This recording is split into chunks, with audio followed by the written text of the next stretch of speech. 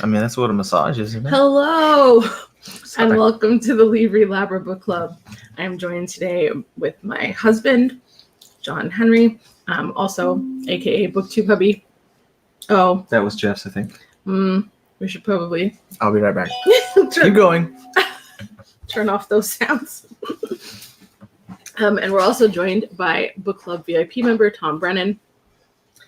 And before we jump into things, just to let you know, if you ever want to join us on camera during one of our discussions, you can do that by becoming a book club VIP member at patreon.com/Libri Labra. There's a few other perks, including some behind the scenes footage, bloopers, a custom bookmark, being able to pick in a rotation what we read each month, deciding what it is I should read, what I should review from my YouTube channel, getting some preferential treatment in the YouTube comments, and a few other perks. If you're interested, you can go ahead and check those out once again at patreon.com/Libri Labra. So today we're going to be talking about, and I don't have the actual physical book. I read the ebook, but we're going to be talking about West With Giraffes by Lynda Rutledge, and we'll talk a little bit about our initial thoughts before we jump into spoilers. I will let you know once we're heading into spoiler territory. So if you haven't read the book, please go check it out, and then feel free to come back and catch up on this discussion. So this was actually my selection, and it was a book that had come up on Amazon's first reads. I want to say maybe in January, possibly February. But it sounded fairly interesting. It was like historical fiction based on a hurricane that happened in, I want to say, 1938, and it damaged a ship that had giraffes on it. And so in the story, we're kind of following the journey of the giraffes getting from New York all the way across the country to the San Diego Zoo. And probably what kind of pushed me to suggest this for book club was that I recently saw a coworker actually, who finished the book, and she gave it 5 stars. And so I was like, well, hey, sounds like it would be interesting. Probably not something I would generally pick up on my own, but figured it would be good for book club, make good discussion. So that was why I suggested it. Would you like to tell us a little bit about your initial thoughts in regards to the story? My initial thoughts going into, I don't know. I think I picked it because did I vote for this? I don't know if you voted for it. I mean, maybe we all voted for it. Because there was a number. There was I don't remember what the other ones were, but I just know when I looked at this one and I was like, oh, that seems kind of like a cute little story. I'll check it out. And it was based on something that had happened in the past. I like those kinds of stories, so I was excited. Not too excited. It was just like, oh yeah, I'm okay with that. Let's go there. Well, that's kind of what you felt before, but like after reading it, what are some of just your general thoughts about the story itself?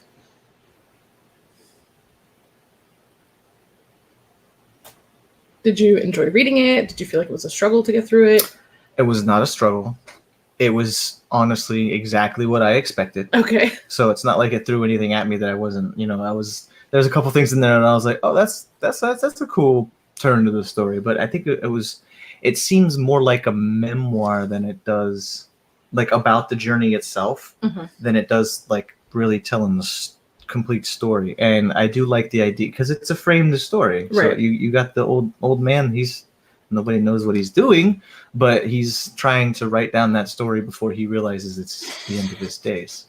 So that was the part that I wouldn't have expected to be in that book. So it's a very cute, I guess it's supposed to be like a comfort story, but. How about you, Tom? What are your initial thoughts? Before or after reading it? After reading it. After reading it? Yeah, relatively non-spoilerish initial thoughts. I thought it was interesting. I think John alluded to this in his points, was that the setting and such is historical. They just insert a fictional character into it. And that's the story that we're given here.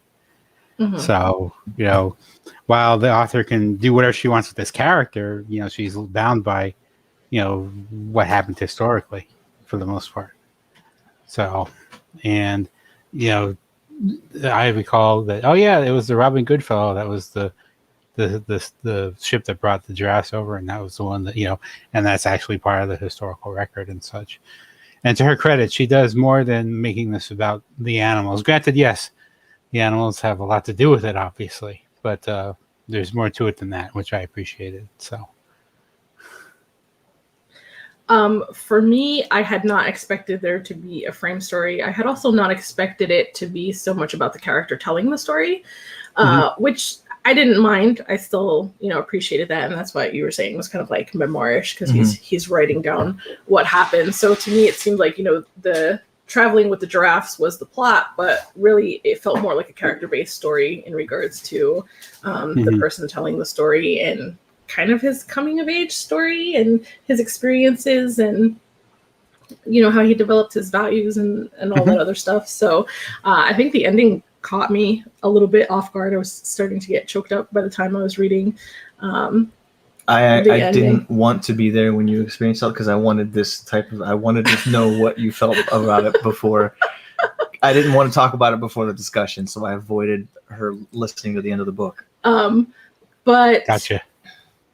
For me, it because of how it was told, I feel like there was a lot of old-timey language in some of his descriptions. And so because of that, it really required, it's not that it was hard to read, but it really required 100% of my attention, and it didn't always have that. So, but for the most part, I enjoyed it, and I thought, some of the language was kind of funny, but I thought it was a good story, and I definitely appreciate character development and stories, and I thought I had a lot of that. So we can jump into spoiler territory. I think I screwed that up already, but you.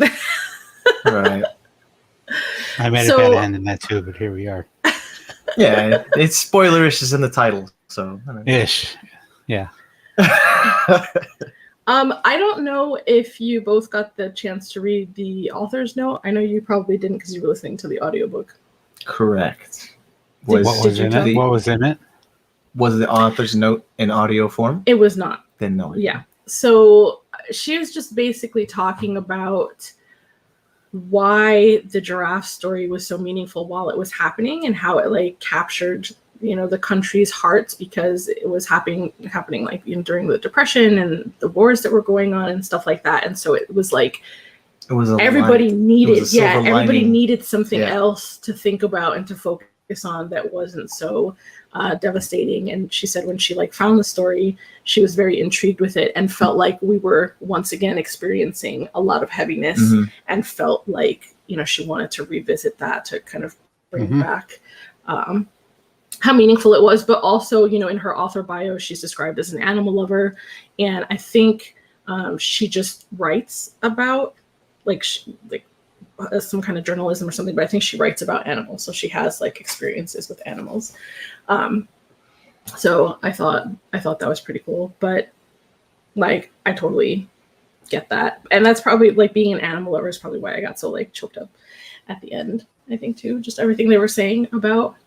I think it's just the connection that we have with animals is just so unique, and either what that feels Most like or it doesn't. Don't even realize that and I was trying to kind of process that on its own, because here you have this innocent creature, whatever it is, whether it's a lion or a giraffe or a cat or a dog or whatever, and it's not you can have a conversation, you can't really communicate things, and yet we find a way to coexist and develop attachments with them and care for them. And obviously there are people. Hi, Book News, how are you? Good evening. It's good evening. Where are you? It might be later somewhere. I guess it's later in the afternoon, but hello. So just that connection with animals, I think, is a beautiful thing, and I understand that there are some people that either haven't experienced that or don't respect it. At one point in the story, his dad was like, "It's just an animal," and I know any time I have ever heard someone say that, it's just been utterly heartbreaking. Or people that are they're animals, they're not kids, and I'm just like, oh, you don't even know, you have no idea. Portugal. Oh wow! Welcome. Awesome, welcome. So so I loved how everyone was so fascinated with the giraffes, but it was, I guess, a little bit difficult for me to understand, because I was like, okay, is this the first time we're seeing giraffes? Is the first time the giraffes have been in the country? So, because seeing a giraffe for me isn't quite as much of a novelty, I guess. You grew up in New York. You had a zoo. Well, you saw they one, have didn't zoos. you? I'm sure I've seen a giraffe. We're talking before. about the first time a pair of giraffes has gone completely cross country from one port to a zoo across. It's like, and most of these people have never seen one before in their life. So it's like they just seen a picture in a book or something. Is that real? So I mean, that, and again, that kind of feeling that's especially kids. Come on. Oh yeah, absolutely. That was something else that was mentioned in the author's note. I think she was talking about the woman who actually was running the zoo. Belle Benchley? Yeah. She wrote a book, several books, and in one of her books she mentioned how, we preserve animals and make sure they don't go extinct is by introducing children to them, because they're the ones who then someone's got to love them. Yeah, you have to love them first. You have to get attached to them, and so. Bringing school kids to the zoo and introducing them to the animals then became something that they started doing regularly because of her suggesting that. Beautiful. Which I thought was really interesting. The first woman zookeeper. What you imagine? Could you? Her has changed so much. Just adding her ideas and empathy, I guess, to it. Come on, bring the children. Show the children. I'm not sure where it said it exactly. It might have been in like her historical notes or something like that. But it said that she was actually, her title was executive assistant, I think, up until she was about to retire, where they finally gave her a different title, like something actual, manager. Yeah. Well, that's interesting. So that's I guess that's something to consider, right? Like how women were treated and considered during this time. So the fact that she even got that position, even though it was right before she retired, like that's kind of meaningful. It's very meaningful. But like, stop for a second to imagine working so hard for something you believe in and spending all that time not getting the title or that you deserve. That seems kind of insulting too, right there at the end.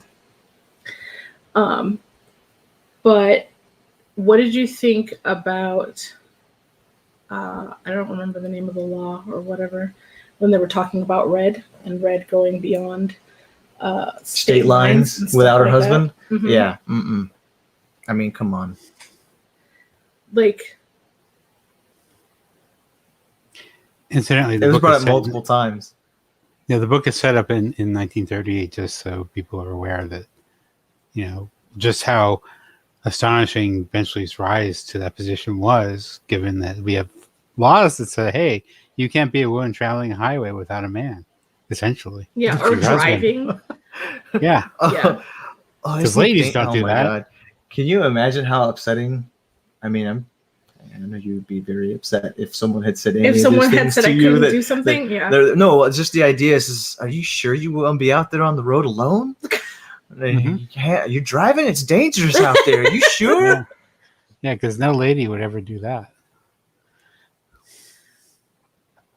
In the historical notes, they mentioned that law, and I don't remember the name of the specific person. Was it the Mann Act? Who, yeah. Ironically enough. Oh my God. Yeah, M-A-N-N. I just thought of that now. I was like, wait a minute. Oh, no. Hold on, let me see if I can find it real quick. It was towards the end. M-A-N-N, I think it is, if I recall correctly. One of the things that I've noticed going through the book, it really is about Woody's perspective and everything. And he interacts with the giraffes quite a bit, and there's a decent amount of info in the books, but we really don't get to learn much about the giraffes, except for the little bits and pieces as we're going along. So I think as they apply to the human story, yes. Yeah. From it, let's say, I don't know. Yes. The Mann Act. It says, signed into law by President Taft in 1910, the act, named after its author, Congressman James Robert Mann, made it a crime to transport women across state lines for the purpose of prostitution or debauchery or for any immoral purpose. The last phrase allowing liberal, often racial interpretation. Celebrities such as Charlie Chaplin, Frank Lloyd Wright, Chuck Berry, and Jack Johnson were caught in it. Johnson, the first African-American heavyweight boxing champion, was among first to be charged under the act after a road trip from Pittsburgh to Chicago with his white girlfriend. What the fuck? Yeah. So that's just, I mean, just the thinking of the way women were treated as property, property that belonged to someone else, and without any autonomy or right to their own decisions, or and Red wasn't really having that. No, she didn't want to hear that. So I feel like lies and storytelling was kind of mentioned a lot in this story, and Woody seemed to be keeping stuff to himself for a good portion of the story, but he got with Riley, is that his name? Riley Johnson. Yeah, the old man. And the old man was like, I don't deal with liars. And I don't abide by. But what did you think about, because they all lied at some point? Yeah, even Riley lied to the kid multiple times. So what did you think about them lying, and I guess the different ways they use lies, or what they were lying to hide? Because I felt like Red's lies were the worst, kind of. Red's lies? That she didn't tell everybody that she had a husband beforehand, or what? No, not anything. She lied out of omission. Her trying to say that she is a reporter for blah blah blah. Life. She was trying to be one.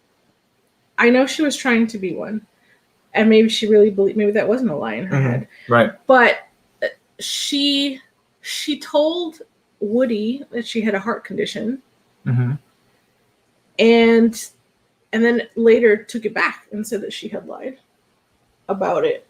But then the end of the book is him. It turned out, she actually did end up having problems. So like that seemed like to tell him, I actually don't have a heart problem. Yes, because that's where the lie was. That's a pretty harsh one. She was like, "Duh, I was trying to get close to the giraffes," but like, I think it was the worst one because it felt so unnecessary. It's like you've already told the person the truth, whether you told them the truth to get close to the giraffes or not, whatever. But then she went and lied about it. And I'm not sure I fully understand why she lied about it. I believe it was to make sure he didn't continue following her or have that empathy for her. That attachment to her. Yeah. I mean, it didn't seem to change much, but it doesn't stop him from trying. I don't know. What was the old man really lying about outside of didn't really tell Woody his past, right? No, he told him a story that was actually about the creator, the owner of the zoo. I did. Yeah. Okay. Someone did. I remember that someone called him out right afterward, and shit. Let's see here. Woody Nichols was okay. So, what was the resolution to his dad? The conflict between him and his dad. What had happened? The resolution. Yeah. What had happened? What was the ending of? Because Dad pulled a gun on him to tell him to shoot the mayor. What happened? He shot the mayor. Who shot the mayor? Woody did. And he was very upset because his dad was like, "We're gonna skin her and eat her and do whatever like we need to," because at that point, like their farm or whatever didn't have any more animals left, and that made Woody furious because he had grown up with the mayor, and that was like a very deep attachment he had. That was the one thing left on the farm that he loved. Mm-hmm. Because his mother had already died. Mom. Yeah. Mm-hmm. And to be honest, I kind of feel like his dad was provoking him. Mm-hmm. So that he eventually ended up committing suicide, but I feel like he was trying to get Woody to kill him. Yes. Is what it felt like. Mm-hmm. And so Woody dealing with that trauma, who wants to tell that story? Nobody wants to tell that story. Yeah. So I mean, and not just that, but he felt responsible. Like it was his fault. He felt like it was his fault. Right. Like he might as well have pulled the trigger because that's what he felt like. And he was expecting to get in trouble. Be punished for that. Right. Yeah. So that was a good reason to not tell anybody about that, I think. Right. But I feel like there were multiple times during the story where he was like, the old man asked me this and I lied. Oh, yeah. So like that wasn't the only thing he was keeping. Like there was a bunch of things that he Right. A lot of those lies were to make sure he stayed on the road with the old man. So whether or not they because the old man ended up getting the truth out of most of them. Mm-hmm. So, but it was just in order to stay with the giraffes to make sure he makes it to California. So, those colloquialisms, I guess, like when they talk the local patois, it's like it's tough to read, but it's a lot easier to hear it in the audiobook. Yeah, it's like I get what you're trying to do, but it's such a pain in the ass to read. I get that it was only one word, but it's like you also have to translate it. Yeah, for the most part. So, I think like one of the parts where he lied was lying about his age. Oh yeah, I think he lied about his age. He lied about having a driver's license. Yep. Like there was just like a bunch of little things that he. Oh, he's absolutely an engine master. Right. That too. But I don't know. I mean, I guess for Woody, obviously everything that he did was worth it in the end. Because what an adventure, what a story, what a life-changing experience to have been through all of that. I wouldn't have expected so much to happen on their journey from New York to California in regards to people wanting to hijack the giraffes. Like that, I don't know. That to me is like, no, not just the circus. Oh, yeah. There was a couple people that were all like, oh, that'll make me a lot of money. Yeah. Cooter and that's too. Like, yeah, Cooter, that guy.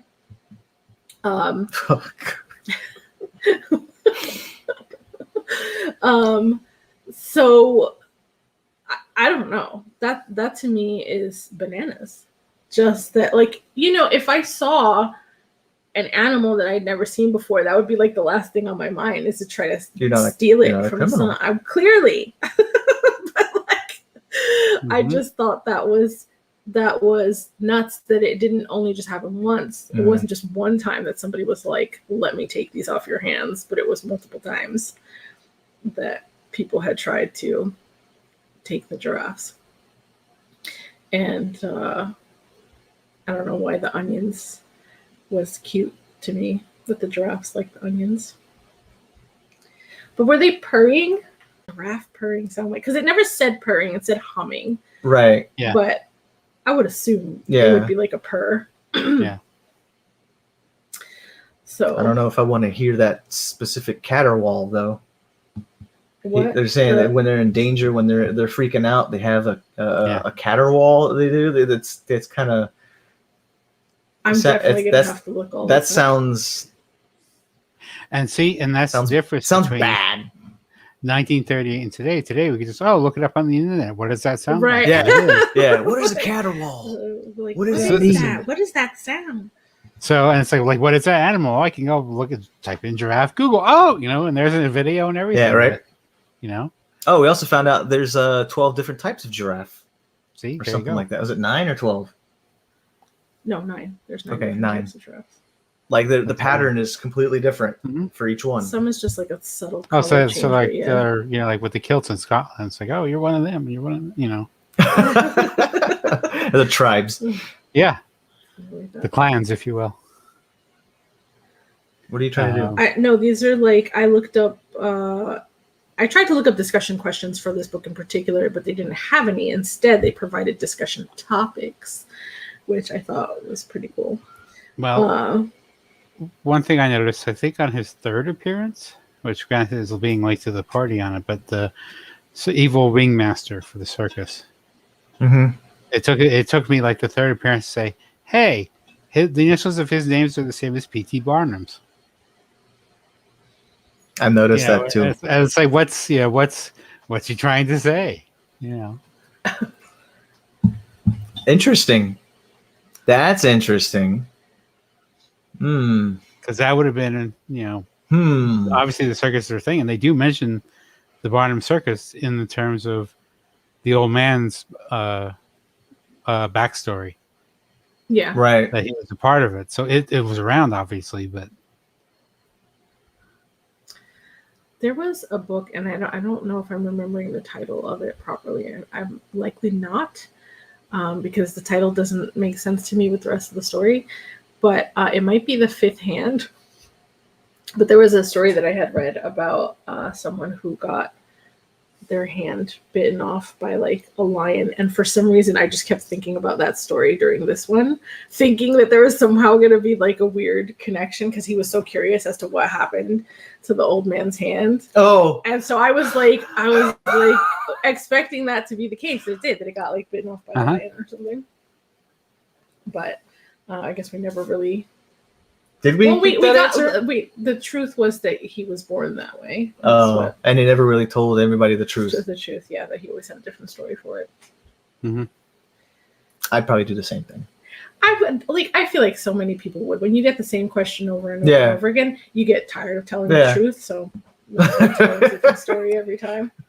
And that's what they did, and you know, it's like, you know, when he finds out, it's like, you know, oh, they're so hurt because you didn't get the truth. But then you talk to somebody else who has a different story, and then you laugh about it, and then it becomes, oh, ha ha. Oh, which story did he tell you? You know, that's what everything. So this thing isn't comparing notes that way. Well, I think if we still have anybody watching, I'm pretty sure everybody wants to know what a caterwaul sounds like. So I thought that's what you were looking up earlier. No, I wasn't. I'm looking at the discussion questions, and I don't think I can just play a caterwaul sound. Oh, okay.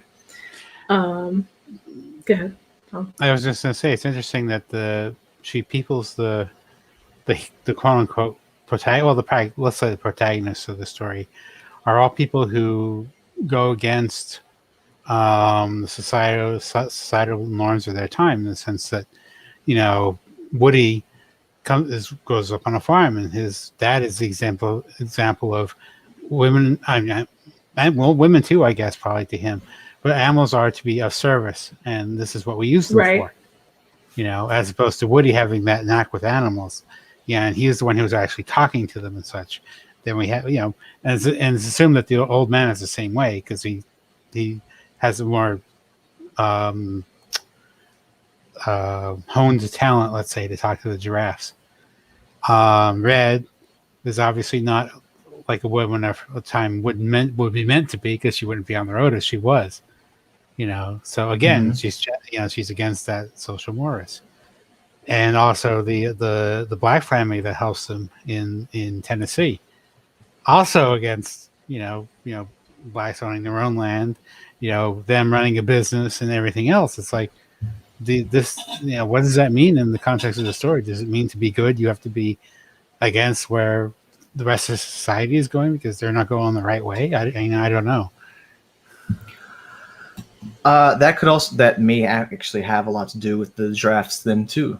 How much the giraffes actually have involved in the story really wasn't specified, but it's there all along the path. Like a lot of those people probably wouldn't have done any of those things that they did if the giraffes weren't involved. So like, would they have been welcomed to stay at that colored motel if they didn't have the giraffes?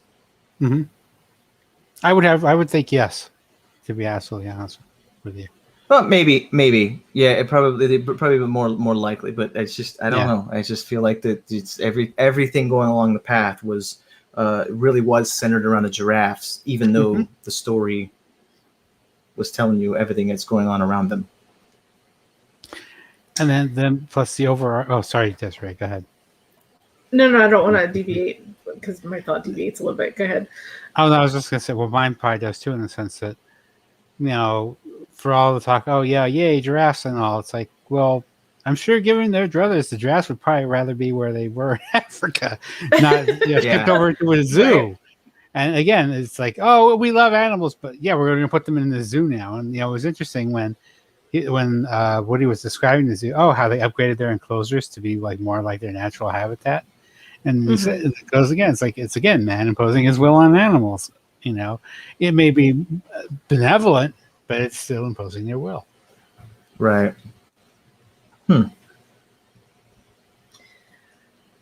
I mean,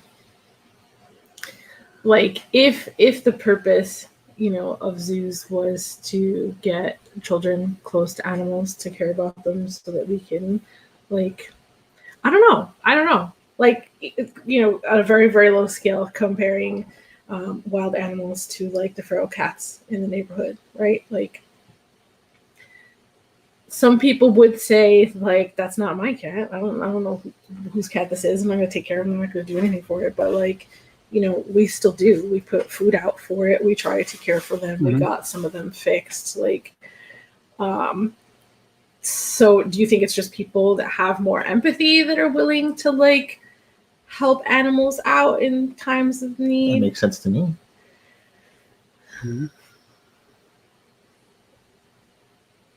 I feel like that's such a loss for someone who has never or doesn't know how to connect with an animal on that level. That's such a... I mean, there's a lot of people out there who's probably never had a pet in their life. That's... being somebody who's always had a pet, right? Like, my mom was an animal lover, my grandfather was an animal lover, so for me, having 5 animals is just, like, obviously the norm, which I know drives you crazy. I've always had one growing up, one constant. I mean, but you always called them Spot, regardless of what it was. Sorry. No, I didn't get to name the animals, so no. Oh, okay. That had to. If I think about what my sister was naming the animals, then yeah, let's just go with Spot now. But the other thing related to that is, how, again, it's a different relationship that we have between animals and between ourselves as humans. Because, I'm sure there are people, and it's not a diss, it's just, who would go out of their way, for example, to help an animal, but they would not do the same for a human. Right. And I mean, I don't think I'm that person, but No, I'm not saying you are, but I'm saying that I think that this is a thing too. So, and I think I have the book is rife with examples of that. What? Yeah. Oh my goodness. People who prefer to spend their time with animals than other people. Right. Or people who are just being crappy to other people, and that's the milieu, we have that today even. So.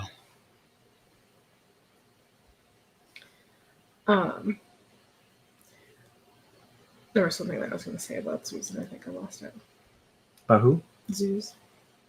Oh, about their purpose? Well, no, let's just... I guess I can take that too. Because when we finished the book, you said, aren't giraffes extinct? No. I think were they going like they're endangered, but apparently they're not. Or we don't care enough to put them on that list yet. You very specifically asked Alexa if they were going. Did you say if they were going, or did you say are giraffes? No, I knew they. I don't know if they. I don't know. I knew it was close. I didn't know how close. Because I remember during the last 4 years, seeing things about certain animals being endangered, and that's terrifying. It is. There's a lot actually, and as growing up as a child, I know of a few things that I hear that oh my God, that's terrible that we're even causing these extinctions. Like, I don't know. I think there's certain species of parrot that doesn't exist anymore. But I also don't. I don't know. I really believe that everything like evolves and moves, like adapts somehow. Like there's another different species out there that replaced it. Anywho, they still exist. Giraffes. Yes. Yes. And there's 9 species of them. But to the point of, what's the purpose of zoos in today's world? I mean, as we found out from Zoom, and like what we're doing now is different from seeing something on the internet as opposed to, oh well, there it is. There's the giraffes, and that's what they look like out in the well, in the semi-wild, I guess. Their enclosure, but still. Have you ever considered doing anything animal related, like as a profession? No. Never. No. Like, I don't know. No.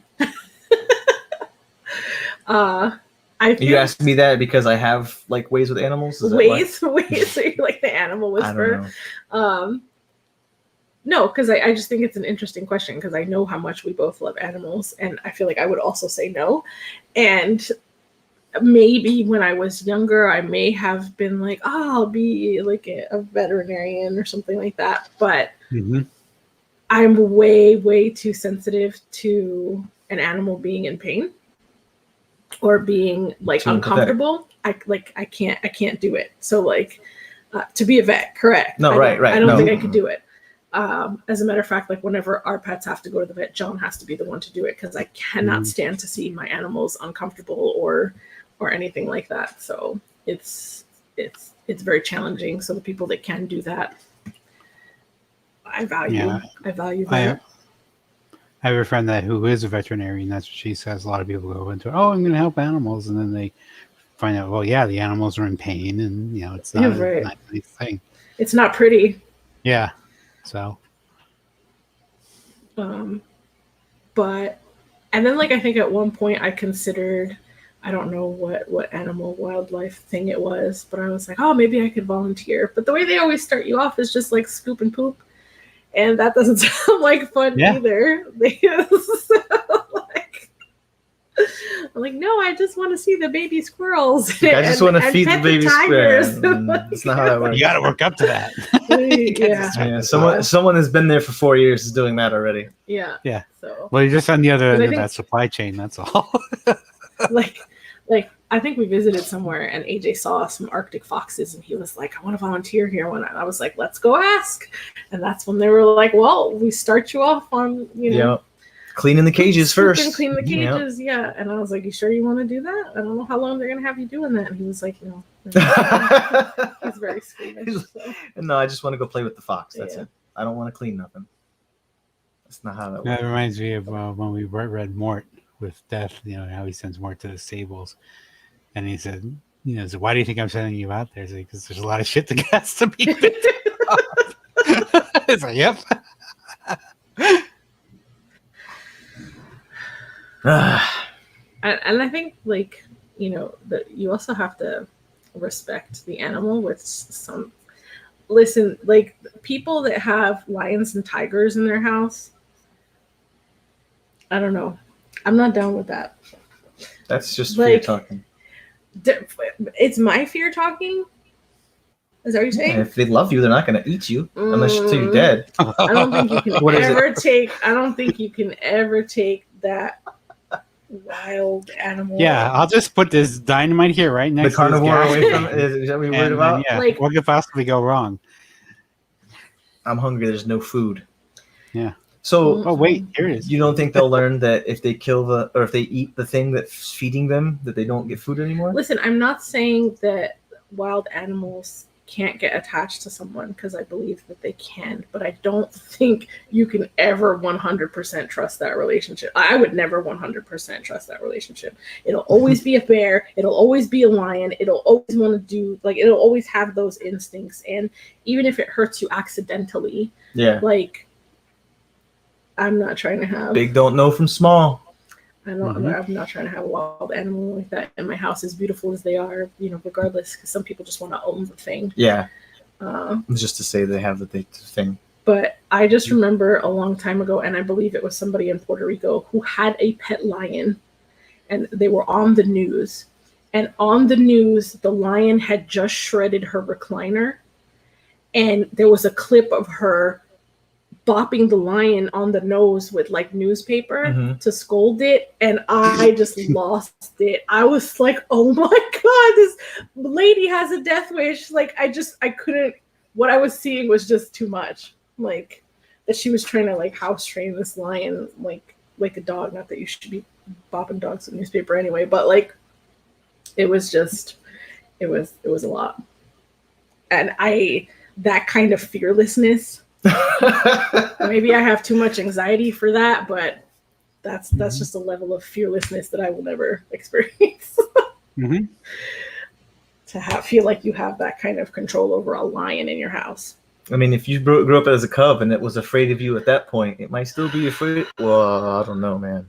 After it gets a certain size, then you should start worrying. But lion just has to not like that newspaper.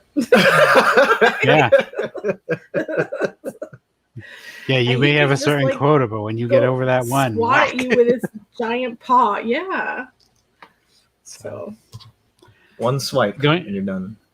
Yeah, going back to the book, you know, the setup for Woody, Did we of lose course, is Tom's sound. Hello? Yeah. Am I here? Hello? Can you hear him? I cannot hear Tom. Why would you all of a sudden stop hearing Tom? Hello? You can hear Tom? I can hear Tom. Yes. Okay, good. I hear you. For some reason, John doesn't hear you. No. Could you tell again? Me? Okay. Yeah. He accidentally. Like, I must have leaned on it or something. But yeah, you were muted. I'm sorry. I'm like, what? Why can I hear Tom? Sorry. No, but going back to the historical context for Woody, I mean, you have to think that the entire Midwest was a dust bowl back then, literally, because of the drought, and people were dying because they were getting all that stuff in their lungs and stuff. Literally just breathing sand. Is that what it was? Yeah. It's just because the storm is kicking up the desert. Yeah, the dust. Yeah. Because the topsoil gets so dry that when the winds come through, it kicks up, and just like he described, his sister dying from it and his mom dying from it. And that's their livelihood. They had sand in there. That's crazy. Yeah. And then moving out to California. I mean, if you ever want to read a book specifically about this, granted it's a novel, but fictional novel, but it's one of the classics. John Steinbeck's Grapes of Wrath details exactly what the Okies' transition from Oklahoma to California for one family was. And reading a part where where they passed the Okie family with the things all strapped on the car and such, that actually happened. There was something else recently that had specified and actually was talking about. I mean, was it this book? Was it the beginning of this? Talking about that everybody just piling everything up on their Model Ts and then yeah, okay. Because I was like, oh, hey, Beverly Hillbillies. Well, yes and no. But when they and it just brings us to the fore where California has its state patrolman checking IDs and do you have money so we don't have to support you, sort of a thing. And oh man. Plus this is in addition to the Great Depression, which wasn't bad enough. I mean, so and the hurricanes and such. So it's like there's a confluence of three big environmental factors here that come into play. And so a lot of people weren't all that well off. So yeah. So what do you think of the end of Woody's story compared to the beginning? Did you expect how it was going to go? Was it a surprise?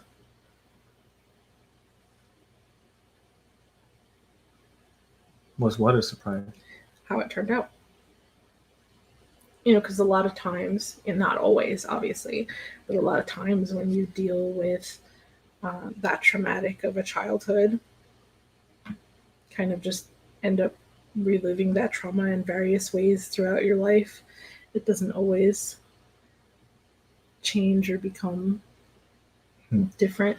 Well, we didn't get really much on Woody's life after the giraffes. I mean, we got an insight onto it a few years later after he, apparently he spent a lot of time going to the zoo, and then when he went back to try and find Red, he found out what happened there. Well, I mean, like he left the old man to go find Red, and then he gets stopped by a cop. And instead of going to jail, he gets sent to the military. So he went to go have a question answered to make sure that Red got on the train, that she got to go where she was going to go. And he said that he didn't find out that answer till 7 years later. Like it took him 7 years to find out what happened. And that's a long time to wonder about something. But I feel like, while we didn't necessarily get to see him live through all these moments, they did kind of recap what his life was like, and that he married 3 times. That's a lot. I feel like he was married 3 times, and then he had a stepdaughter. I think that's what they said. He had a stepdaughter, and then they all ended up dying before him. Which that's crazy. That's just a lot of, like... That's that trauma he had to relive over and over. Well, that's what I'm saying. Like, that sucks. So that level of loneliness, I can't even imagine, which I'm sure is why the giraffes meant so much to him. But even they at some point were no longer around. So he outlived the giraffes. Like, that's just a lot. 3 wives. And they all go before you, and then like your whole family, and then Red, and then the old man, and the giraffes. That's a lot for one person. And I think it was saying that he lived to be 100, right? I thought it was a little over 100, but still. Yeah, it might have been longer than that. But the point is, he outlived everybody he knew. And that's one of the things I highlighted in my book. This is like 95%, so it's like right at the end of the book. Time heals all wounds, they say. I'm here to tell you that time can wound you all on its own. In a long life, there is a singular moment when you know you've made more memories than any new ones you'll ever make. That's the moment your truest stories, the ones that made you that made you the you that you became, are ever more in the front of your mind as you begin to reach back for the you that you deem best. Yeah, I highlighted that too. And that's why he's telling Red's daughter the story of the giraffes. Now he basically glosses over World War II. He glosses over, other histories, but this is what he decides to tell her. So I mean, that was his experience during that time. He didn't know nothing about it. He was focused on the giraffe. Even with the newspapers, he said he read the headlines, but he didn't care none of that because he was worried about the giraffes. So that's interesting perspective that someone can have, so different from the rest of the world. But I mean, like as a whole, though, he was just surrounded by death, with his loved ones. Then while he was in the military, he was forced to take the bodies and bury them. And then after he got out of the military, that's what he ended up doing as a job. I forgot about all that. You're right. He was good at death. Yeah, he had a bit of talent for that. And yeah, here we are. Yeah. Like, to be able to do all that, I guess at some point you have to become some kind of numb to it. Because, that's just, it's a lot. Did you have any thoughts in regards to how he was treated in the home he was in? Like, did you feel like they were treating him well? What are you talking about? Woody, because that's the frame story, right? Oh, you mean like the attendance, nursing home he was in? Okay. All right. I was actually curious as to why those parts of the story were important, because it seems like certain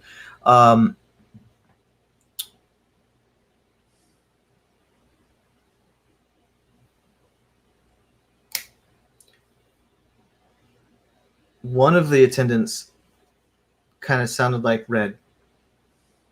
Like he had like he was using the attendants around him as characters.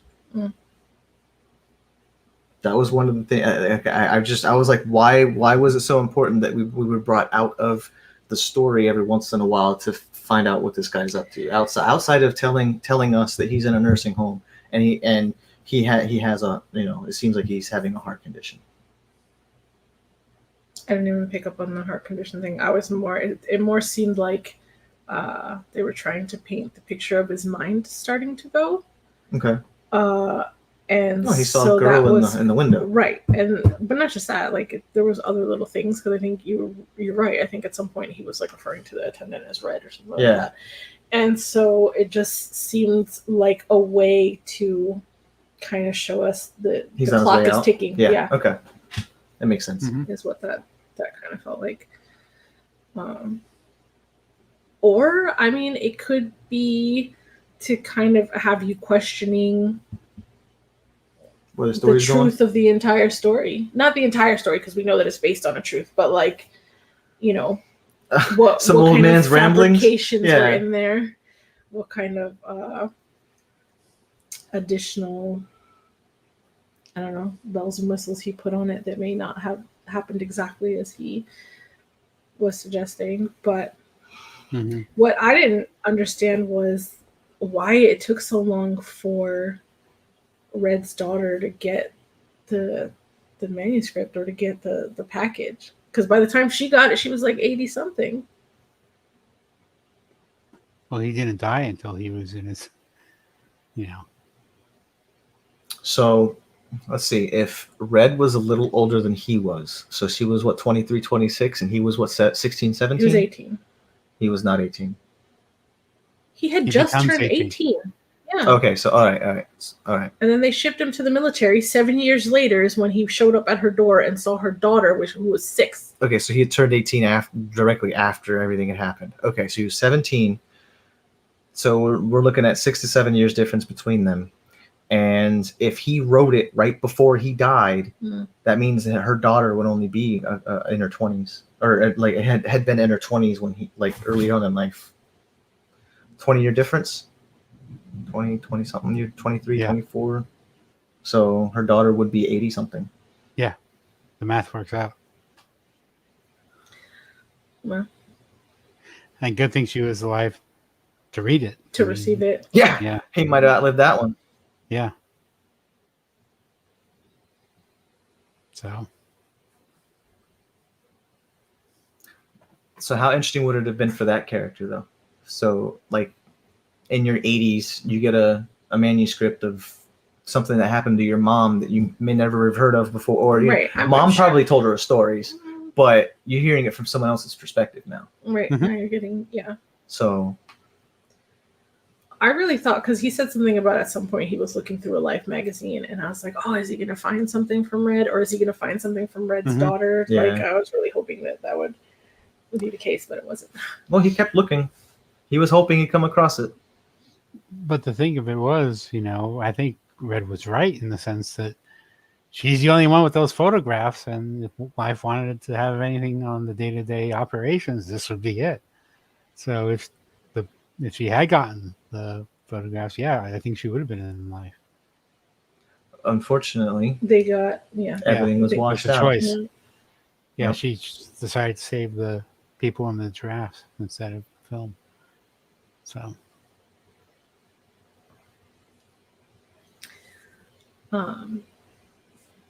Did you want to do final thoughts? Okay. All right, you can go first. I'll go last. What did I say earlier? 4 stars? You did say 4 stars. Okay. I did that. I think I gave it the extra star because I feel like I saw myself in it a little bit. Why is it an extra star? Or do you I can't cut it in half. But I'm saying, do you start all your ratings at 3 and then decide if you're giving it 1 or 2 extra stars? Well, I'm saying an extra star as above the average. I'm seeing it's going through it. I would say, it was It was kind of it was a cute story. I liked it. It didn't reach out, and I wasn't crying at the end. I know you were, right? No, I was definitely choked up. It takes a lot to touch me, so it's gonna. They don't get a that kind of reading that easily. I mean, I think the biggest thing was that like he had to hold on to his desire and his care for Red for 7 years, like a 7-year of no contact. Those feelings have to be really strong for you to hold on that long and care that much. And then he showed up at her door and she had passed away. And then the old man had passed away. Like it felt like one tragedy after the other. So that was what got me all choked up. I mean, yeah. I mean, he's probably going all through his military thinking that, when I'm out. That's probably what he held on to the whole time. Right, exactly. That Yeah, poor she old wasn't man. exactly happy. She wasn't exactly happily married. So if she was, she wouldn't have been on the road. But here we are. Would you read anything else by this author? Have I not already? I don't think so. I don't think we've ever read Lynda Rutledge. I think I felt like I've heard it before, but possibly, yes. Okay, so you say 4 stars. There isn't. I don't think there's really too many authors that I could say no. I don't want to read anything by this person ever again. I haven't come across that yet. So 4 stars. Sally Thorne. Sorry. That's next level hate right there. I mean, Left an impression. maybe you're right. I don't know, but I know that's right up there on your list. Yes. I just bought an extra copy of her book because they came out with a mass market paperback cover. I don't understand, but hey, you do you. I mean, I understand. Okay, so John gives it 4 stars. I'm frozen on my screen. Am I frozen on your screen? Yeah. Yes. Great. It's kind of been doing that back and forth, but this might be the longest it's holding it. Okay. I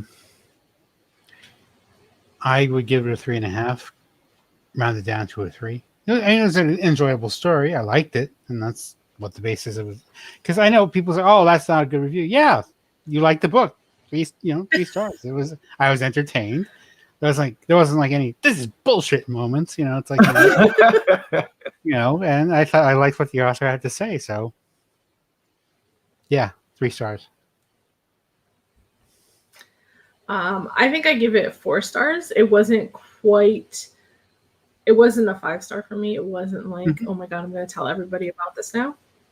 It was cute, but I did enjoy the story. I thought the whole experience of it, just kind of watching Woody grow as a person and realize the things that he did, and just the mention of the attachment to animals, and I really enjoyed it, and I think that's 4 stars on Goodreads. I really liked it. So yeah. And that's exactly what the rating is. Really liked it. So 4 stars from me. For April, which is what we're in, right? Yeah. Okay. So for April, I think it's your book that we're reading, and it is the old country song, old country music by Kevin Barry. Yes. Let's see. That sounds familiar. This old country song or something like that. Hang on. Old country music. Old country music. That old country music. It's a collection of stories. Kevin Barry is what we're going to be reading for April, and it was selected by John. I was surprised that you select this. I've never heard of this.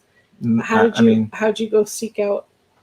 I just looked at a list of things that had come out recently. Oh, okay, that was smart. Because that's we're doing part of our releases. Yeah. So, was that specified for this year? Did we tell everybody we're doing this? I don't know if we we told the world. I know the 3 of us know. I think we did mention it belatedly. Okay. Yeah, that this whole year we're just doing new releases within within a last 4 4 month months? Okay. period of the discussion date, we're picking new releases. So again, for April, we're reading That Old Country Music by Kevin Barry. So if you'd like to join us, please go ahead and pick up a copy or the audiobook, get it from the library, whatever you want to do. And we will be having a discussion on that closer to the end of April.